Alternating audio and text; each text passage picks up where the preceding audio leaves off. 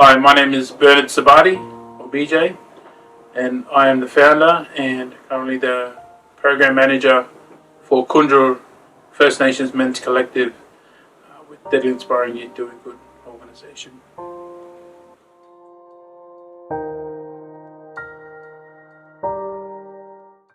Well, we learnt that a close brother had died, a very good friend, and as we learn of his death, and then it's always about what happened, and then we learned that it was by suicide. Around the time, we'd also got news that my uncle had had done the same thing, had died by suicide, and we'd learned of some others within the community in CAIRNS and Yarrabah as well, young men dying by suicide as well. And I guess, when it happened to Wawakwanji, those questions we asked ourselves are why, and what more could have been done, and what could we have had in place to hopefully have supported him to not to end up in such a place where he had to make that decision. I realised that that he was dealing with those hardships alone. That's what shocked me so much, because he comes from such a strong family. He was or he didn't have mental health issues or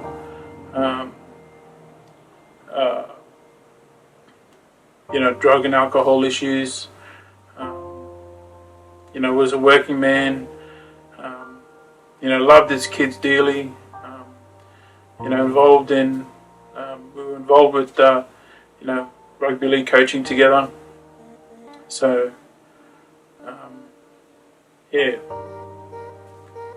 we wondered why. From that, maybe we could have had a sit down, a yarning kind of circle if we did, and he would have expressed himself, and then we would have known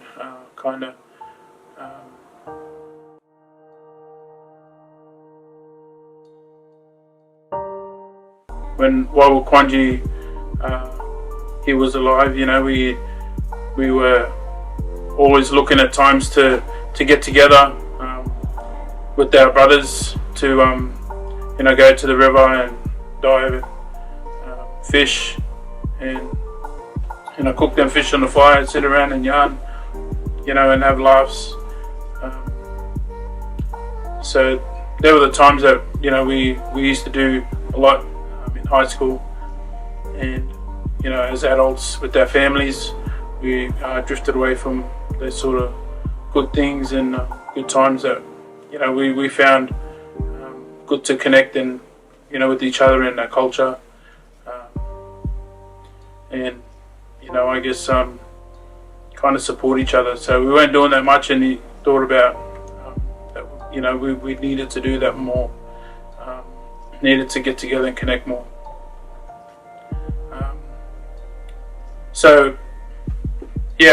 I wanted to make sure that we had a space like that, a circle, a yarning group that any men could come to, any young men could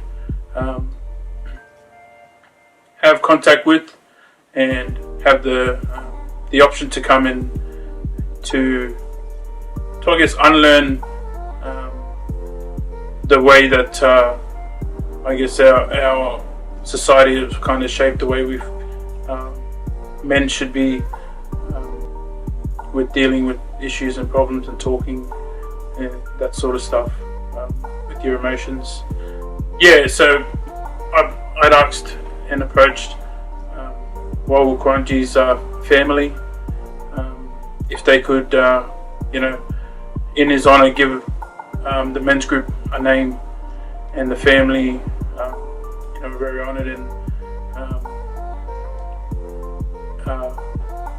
were happy to do that, and went away and deliberated, and Uncle Vincent and Uncle Graham Brady come back and gave it the name Kunjur. And Kunjur is Western Guga Yalanji language from the Western Palmer River up in Cape York. So the way they explain what Kunjur means is, in their country, it's a story of a sweet fruit. Kunjur is that sweet fruit, and it grows on top of a mountain, and on that mountain is where Kunjur grows, and to get up there you've got to go through the struggles, you've got to get over the obstacles and have those hard times and efforts to reach that sweetness in life. And the logo we got from Wawu Kwanji's artwork, and asked the family to use, their permission to use that, and his story and that sort of stuff around what we're doing for change within our community.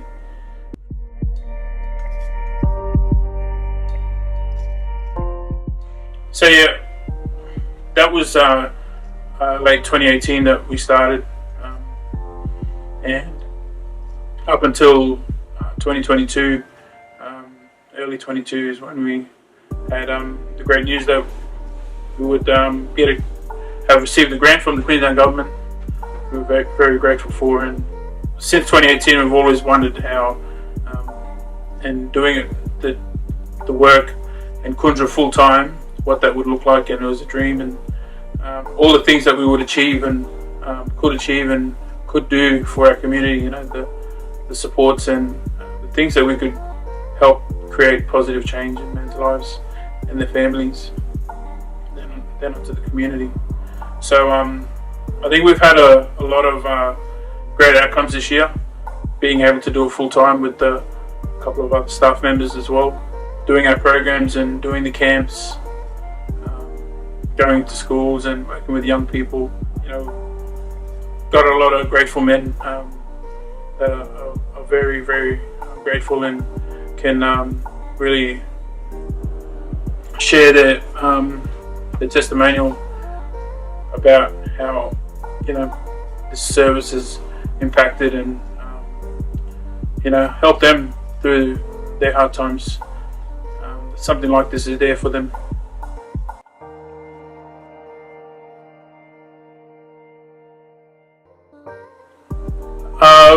The overview of Kunjur First Nations Men Collective and the support we give is also very valuable, and we just don't have enough days in a week to deliver everything that we'd love to do in the space of suicide prevention and awareness. What our mob have expressed, what works better for us, and that's that constant connection. So this is why we do our programs weekly, and at the moment we do the Kunjur Men's Support Group. So that's is that space in the evening, and we do that from 6:30 to 8:30, and that's always a good reasonable time for guys to come along and good time to connect and yarn and that sort of stuff. Sit and yarn, and men come and learn to express and support each other, really, because that's where we try to have that ownership within the group, that we're here to support each other. You're not going to come to a group and listen to one person tell you this and that and say that this is the way and only way that there is, but from the lived, learned experience from all the other guys that are there, I want to teach you and help you positively. And then we have the Rise Up training. So, and this again has come all out of the men's group. So a lot of the things that we've developed has always come out of this yarning circle, and from the expression of the men and how we feel that this is how we're going to benefit our mob. So the Rise Up training is of all the skills and knowledge that we could help build each other, and we always utilize the men in the group because everyone has something to give back and offer. You know, whether it's cultural, their own professional skills. You know, we've got you know, some uncles that have taught, I guess, their knowledge and skills to show men through the Rise Up training how to make a spear, with all the elements from, you know, from a certain location in our here in Cairns. So, and we'll go there and we'll do it all from scratch. Land-based fishing, you know, how guys can get bait and how to hook up their rigs and what to use and the times and places, you know, things like that that men can learn and then take back and teach their families. You know, academics, guys that are, you know, they're strong in that, so they've offered for other guys to do their resumes, help with job applications, you know, even do mock interviews. Some of our guys have helped each other do things like that. So that's Rise Up training. So that's what we call it up, that training, because we want to learn all these, gain all these new skills, because what it's going to ultimately do is help us rise up. Then we have the Connect program. So the Connect program is for our young men, the cohort 12 to 17, and we get more referrals around that age group for young men that are doing it mentally tough and that have some suicidal ideation as well. And, you know, we can help support them through that group and that program. So yarning and same as well, they'll do cultural activities, life skills and cooking, things like that, to help build them up and become more resilient and have connection with other young men too. We have our intensive, you know, supports, case monitoring and coordination, supporting men through our Better Man plan, and from that we might identify that you know, they need support in housing, and so we'll do what we can with the applications, and we might help them, you know, applying for legal aid and, you know, all that sort of things. And men don't really know how to ask for help or where to, and that's what the plan does, is look at those sort of services that can provide support. And if they need, you know, counselling, more support through that. We also do community events. We always do a Cup Murray masterclass event during the Cairns NAIDOC week, where we, you know, again, we offer the knowledge on how to do it to kids and members of the community that don't have that. So we give them the chance to learn it there, because it is a bit of a well-known tradition in this area and around Indigenous communities. And to, you know, attending community events and, you know, having a stall to, you know, have a space to men to come and sit down and have them yarns and connect as well. You know, working with schools to do like yarning and cultural programs together. Yeah, help them young people, you know, in ways that they could seek support and how they can help support other students as well. We do our Connect to Country camps, so we do it for the men and the young men separately. Again, we utilise the strengths of our men that come to the men's group. They show them their country and, you know, all the aspects of their country, from bush food, hunting food and gathering and preparing, and, you know, all those, and the stories of that land. So we utilise the strength in our men, and they're really happy that they can share that.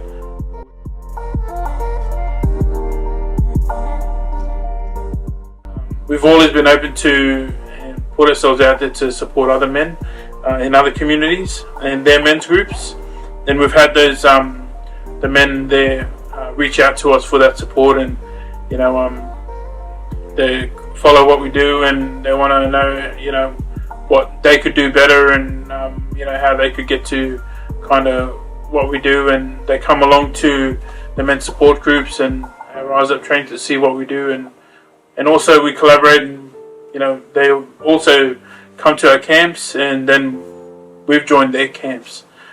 We support these men these men's groups in other communities, so that more men's groups can be up and running and thriving on a regular basis in other communities.